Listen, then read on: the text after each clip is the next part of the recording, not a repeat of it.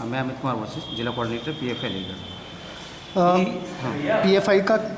जो उद्देश्य क्या है और इसके आगे के कुछ कार्यक्रम बताइए। एक्चुअली में पीएफआई जो है मेनका गांधी जी की संस्था है जो ऑल ओवर इंडिया में रन करती है, और इसके जो अध्यक्ष चेयरमैन साहब हैं उत्तराखंड और यूपी के, वो आर.के. शर्मा जी, उनके माध्यम से जो है यहाँ पे टीम का गठन किया गया है। ये सारे जो बैठे हुए हैं आपके सामने पीएफआई के मेंबर्स हैं, और हम लोग जो है इस अभियान को इसके लेके चल रहे हैं, जैसे कि पशु क्रूरता जो होती है, जानवरों के ऊपर जो अत्याचार हो रहे हैं उनको कैसे भी रोका जाए। आए गए दिन हमने देखा है कि जो 1 साल से छोटे पशु हैं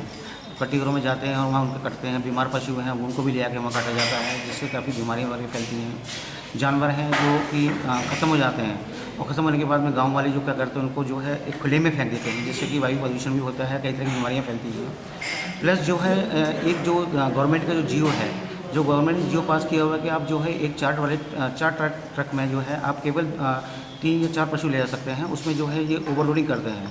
10-10 से लेकर 15-20 पशुओं को ले जाते हैं, जिसमें उनके लिए कोई भी सुविधा नहीं होती है, ना चारे की सुविधा होती है, ना पानी की व्यवस्था होती है। काफ़ी दूर से पशुओं को लाया जाता है, रास्ते में उनको जिस तरीके से वो लाते हैं वो पशु घायल हो जाते हैं, और इसके लिए जो ट्रांसपोर्ट का सर्टिफिकेशन चाहिए होता है लाने के लिए, उनके पास वो भी नहीं होता है। जितनी पशु तस्कर हैं जो इस तस्करी को कर रहे हैं, उनके खिलाफ हम लोगों का ये अभियान चलेगा कि उनको रोका जाए। जानवरों के प्रति हम लोग लड़ाई लड़ेंगे, और जो बेजुबान पशु पक्षी हैं उन्हें किसी तरीके से एक सहारा बन के हमारी संस्था आई। ये एक आरटीओ साहब का भी ये दायित्व बनता है कि वो जो भी इस तरह की अनलोडिंग अनलोडिंग होती है तो उसमें उनको वहाँ से परमिशन लेनी होती है, वहाँ से उनको एक परमिट जारी होता है, लेकिन वो परमिट लेते नहीं है, और पुलिस उसकी जाँच भी ज़्यादा नहीं करती ठीक से। जी बिल्कुल ऐसा ही है, क्योंकि परमिट लेने के चक्कर में क्या है, अगर वो लोग परमिट लेते हैं तो उनको जो है अकॉर्डिंग टू परमिट चलना पड़ेगा, और परमिट के माध्यम से अगर चलेंगे तो उसमें जो जियो है उसके अकॉर्डिंगली उन्हें पशु लाने पड़ेंगे। पर उसमें क्या है कि तस्कर लोग क्या करते हैं कि अपने एक भाड़ा बचाने के चक्कर में बहुत बड़ा पैसे का खेल है, बहुत बड़ा रैकेट है, बहुत बड़ा रैकेट चलता है, जिसमें कि इन्वॉल्यूशन नीचे से लेकर ऊपर तक रहता है। पर कोशिश यही करी जाएगी हमारी, हम नीचे से लेकर ऊपर तक सब लोगों को दे रहे हैं, और किसी भी तरीके से हम बर्दाश्त नहीं करेंगे इनके ऊपर होने वाले अत्याचारों को। शासन प्रशासन के लिए अवगत कराया जाएगा। शासन प्रशासन साथ देता है तो वेल एंड गुड, अगर साथ नहीं देता तो हम अपनी टीम के माध्यम से हम आंदोलन भी करेंगे, जरूरत पड़ी तो धरना करेंगे, जरूरत पड़ी तो ऊपर से हम अपने अधिकारियों को सीएम साहब का तो सख्त आदेश है कि पशुओं की सुरक्षा की जाए, उनको निराश्रित न छोड़ा जाए, आवारा न छोड़ा जाए, गौशाला में उनको शिफ्ट किया जाए, उनका तो सीधा आदेश है। ये सीएम योगी जी का और हमारे प्राइम मिनिस्टर मोदी जी का एक बहुत अच्छा उन्होंने चलाया है कि गौवंश के लिए जिन्होंने गौशाला बनवाई हैं, जो आवारा गायें हैं उनको उसमें डिप्लॉय कर दिया जाए, और उसके माध्यम से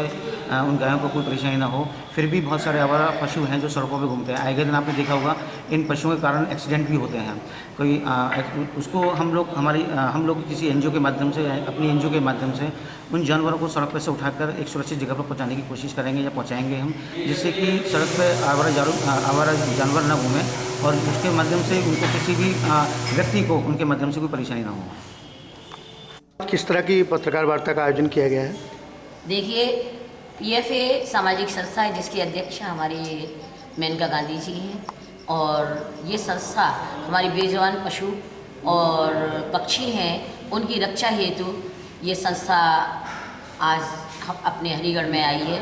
और इसके पदाधिकारी मेरे आपने देखा होगा कि मेरे और पास बैठे हुए हैं। और इस संस्था का मुख्य उद्देश्य है कि बेजुबान पशु पक्षियों को बचाना, किस तरीके से हम बचा पाएंगे। और आपने देखा होगा कि जिस तरीके से मैक्स और टाटा 407 में गाड़ी में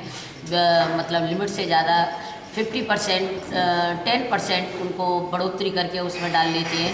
और उनके साथ क्रूरतापूर्ण जो व्यवहार होता है, वो अमानवीय व्यवहार, वो किसी भी कीमत पर बर्दाश्त नहीं किया जाएगा, क्योंकि ये सपा की सरकार नहीं, योगी मोदी जी की सरकार है। और इसमें अगर कोई भी किसी भी तरीके की परेशानी होती है तो शासन प्रशासन का सहयोग भी लिया जाएगा। और आशा ही नहीं, पूर्ण विश्वास रखिए कि ये संस्था पूर्ण ईमानदारी तन मन धन से ये अलीगढ़ में अपना कीर्तिमान स्थापित करेगी। और जो भी बेजुबान पशुओं पर अत्याचार, वैसे तो बहुत कम हो चुके, ग्राफ गिर चुका है, क्रूरतापूर्ण जो पहले आपने देखा होगा, क्योंकि डकैती का मुकदमा भी मेरे ऊपर लगा था एक बेजुबान पशुओं को बचाने के लिए। तो आशा ही नहीं, पूर्ण विश्वास रखिए ये संस्था पूर्ण ईमानदारी के साथ में और संघर्ष के साथ में काम करेगी। और जिस तरीके से बेजुबान पशुओं पर अत्याचार होते थे वो किसी भी कीमत पर बर्दाश्त नहीं होंगे। अगर इस तरीके का होता है तो शासन और प्रशासन के सहयोग से उन्हें जेल की सलाखों में नहीं बल्कि एनएसी में अनुरुद्ध कर जेल भेजा जाएगा। ये हमारी संस्था का मैम एक बात और कहना चाहूँगा कि जैसे कोई हेल्पलाइन नंबर भी आप जारी कर दें जो आपके पीएफआई की ओर से, जिससे कि जो लोग इससे जिन लोगों को सूचना मिलती है या जो लोग उस दृश्य को देखते हैं तो कम से कम आपके द्वारा उसका लाभ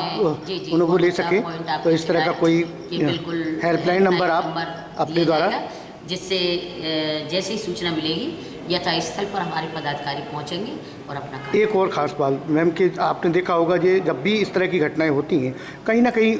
पुलिस भी उसकी कहीं ना कहीं जिम्मेदार होती है। और मैं आपके लिए क्लियर बता दूं, मुझे कहने में कोई संकोच नहीं होगा, मैं बिल्कुल निशाना साधती हूँ प्रशासन पर कि ये प्रशासन जो है जिस तरीके से क्षेत्र वाइज इन लोगों के पैसे बंधे हुए थे और उस पर अंकुश लगा है और थोड़ा बहुत रहा है तो वो भी अंकुश हटाया जाएगा। अगर ये लिप्त पाए जाते हैं तो इनकी वर्दी इनके हाथ में बिल्कुल दे दी।